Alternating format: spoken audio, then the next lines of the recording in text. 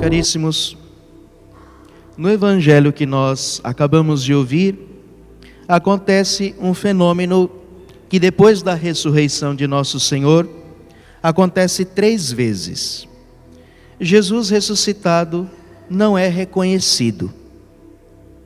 Jesus aparece e aqueles que o veem não são capazes de reconhecê-lo. Isso acontece com Maria Madalena, quando depois de Pedro e João terem saído do túmulo, ela fica lá chorando e nosso Senhor aparece. Aí em primeiro lugar ela acha que é o jardineiro e depois chama Jesus de ladrão. Se foi você que roubou o corpo do meu Senhor, me mostra lá onde é que está que eu vou buscar. Não viu que era Jesus. Jesus ressuscitado, uma hora aparece jardineiro, outra hora aparece ladrão, coitado. Depois isso vai acontecer com os apóstolos pescadores. Pedro, João e Tiago voltam à vida velha, vão pescar, algum outro discípulo vai junto, não pescam nada, não dá certo. E de repente Jesus aparece na beira da praia e pergunta: moço, tem alguma coisa para comer? Não tem nada não. Aí Jesus fala: joga do outro lado. Então eles pescam, mas até ali não reconhecem o Senhor. E com esses dois, que andam 11 quilômetros com nosso Senhor, nosso Senhor conversa com ele, explica a Bíblia para eles, e demorou. Por que acontece isso? Entre tantas explicações, vou dar-lhes uma das possibilidades. Isso tem relação com a fé. Porque nosso Senhor Jesus ressuscitado não se relaciona mais com os seus discípulos como outrora. Jesus de Nazaré ainda não tinha sido glorificado. Era Deus escondido na carne, mas Jesus se relacionava de uma outra maneira conosco. Como eu já disse, ele ainda não tinha sido glorificado. Agora Jesus ressuscitado exige algo diferente, que não basta vê-lo com os olhos físicos, mas é necessário vê-lo com os olhos da fé. Nosso Senhor Jesus vai falar sobre isso antes de sua morte, no capítulo 14 do Evangelho de São João. O capítulo 14 do Evangelho de São João são as explicações que Jesus dá antes de sua morte, que ninguém vai entender, mas ele explica tudinho antes que acontecesse. Então no versículo 19 do capítulo 14 de São João, nosso Senhor diz o que vai acontecer depois da sua ressurreição. Ele diz o seguinte: ainda um pouco e o mundo não me verá. Vós, porém, me vereis, porque eu vivo e também vós vivereis. Jesus estava falando que a partir da sua morte e ressurreição, o mundo não seria mais capaz de vê-lo. E o mundo aqui, esta palavra na Escritura, significa aqueles que não se encontraram com Deus ainda, aqueles que não têm fé. E Jesus diz: vós me vereis porque eu vivo e vós vivereis. A carta aos Hebreus diz que o justo vive pela fé. Esta vida que Jesus está falando, além de ser a vida eterna, é a vida daquele que vive pela fé. Portanto, se alguém quer ver Jesus neste mundo, doravante o verá pela fé, e não mais com os olhos físicos. E é por isso que Cristo ressuscitado não se manifesta a mais ninguém, a não ser a comunidade dos seus discípulos e apóstolos.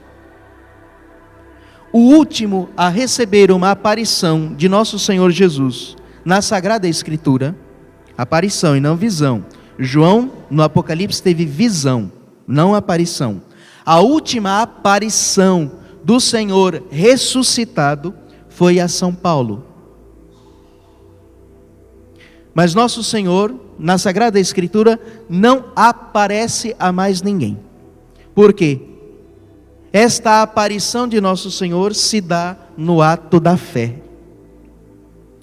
E os discípulos só conseguem ver Jesus ressuscitado depois que eles retomam a fé. Porque o que acontece? Quando Jesus morre na cruz, a fé desaparece do mundo. Todos os apóstolos e os discípulos perderam a fé. E é por isso que quando o ressuscitado aparece, eles não são capazes de reconhecê-lo, porque eles não têm mais o olhar da fé. Então o que é que Jesus tem que fazer? Jesus tem que ressuscitar a fé dos discípulos. E só depois eles conseguem ver. Então, com Maria Madalena, foi a mais fácil de todas. Ela está lá choramingando e reclamando. E então Jesus a chama pelo nome, Maria. E imediatamente ela vê que é o Senhor. Volta a fé. Ao ouvir o seu nome pela boca de Cristo, ela volta, se abre os seus olhos. Os apóstolos na pescaria, quem vê e entende primeiro é João. Depois que acontece a pesca e todo mundo percebe que tem algo de errado ali, então o apóstolo João diz a Pedro: é o Senhor. É o Senhor, e Pedro já pula sem roupa mesmo e vai para a praia. Aí os apóstolos, tudo assim meio envergonhado, meio rechavido, arrasta as barcas. E o Evangelho diz que ninguém teve coragem de perguntar nada, porque todo mundo viu que era ele. Nosso Senhor ressurge, faz ressurgir a fé no coração dos apóstolos, através daquele milagre. Com os discípulos de Emaús, Jesus teve um pouquinho mais de trabalho. Está um pouquinho mais difícil. Nosso Senhor anda 11 quilômetros com eles, explica as Escrituras e não é suficiente. Então Jesus tem que celebrar a missa para eles, aí eles entendem. O que é que nosso Senhor Jesus faz com esses discípulos? Nosso Senhor lhes explica as Escrituras para fazer suscitar a fé. Jesus aquece o coração deles novamente. Jesus os faz crer nas Escrituras. Então Jesus celebra a primeira parte da missa, que é a liturgia da palavra. Por isso que toda a missa é assim. A primeira parte da missa, nós escutamos uma leitura do Antigo Testamento, uma leitura do Novo Testamento e o Evangelho.